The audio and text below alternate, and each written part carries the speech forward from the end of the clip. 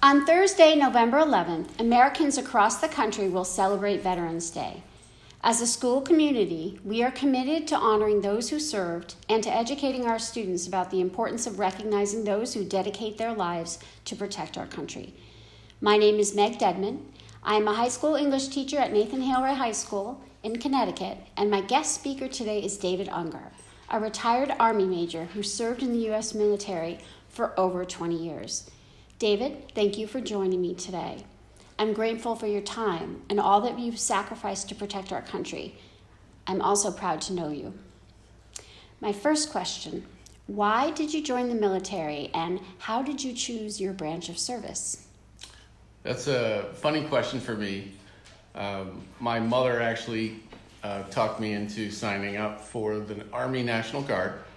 They had a program to pay for free tuition at any state college. So I was heading to UConn, University of Connecticut, and the Army National Guard was a great way for me to pay for the tuition. Excellent. And where did you receive basic training?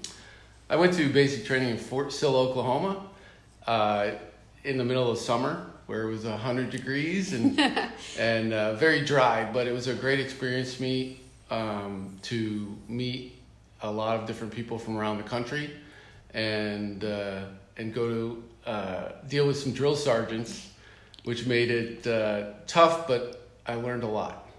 Great. And I understand that you were deployed to Iraq. What role did you serve there?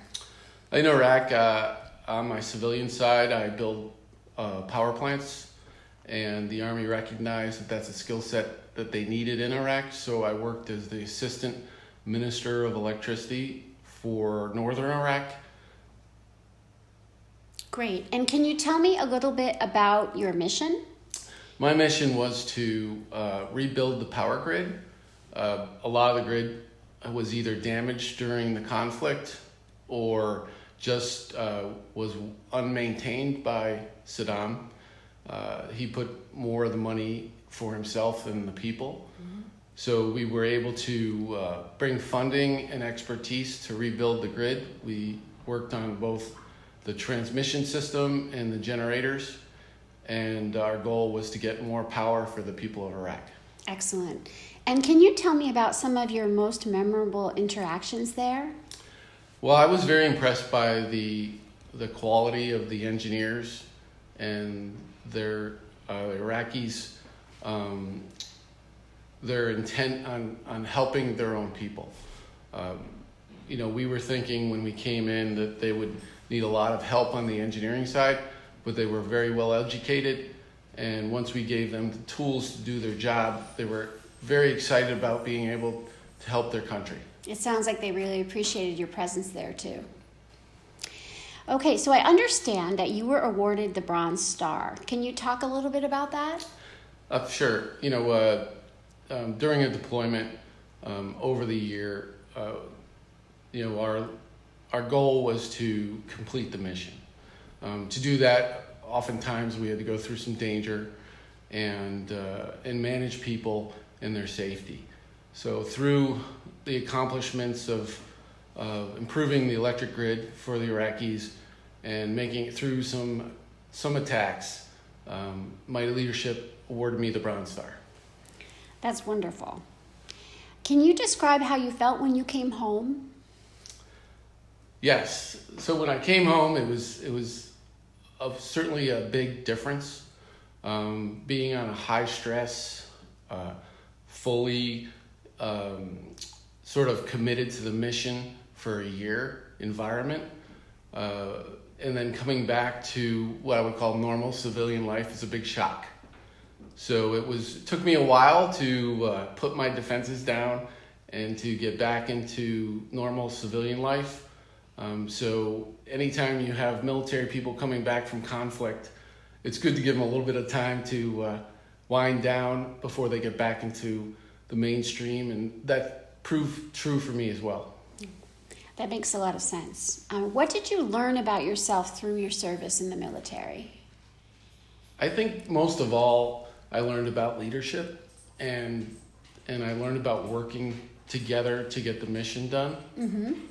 I believe that, we can all work together, and together as a whole, we can get a lot more done. So I've been able to use that same information now going forward after my retirement in my civilian job, and it's really helped me out to get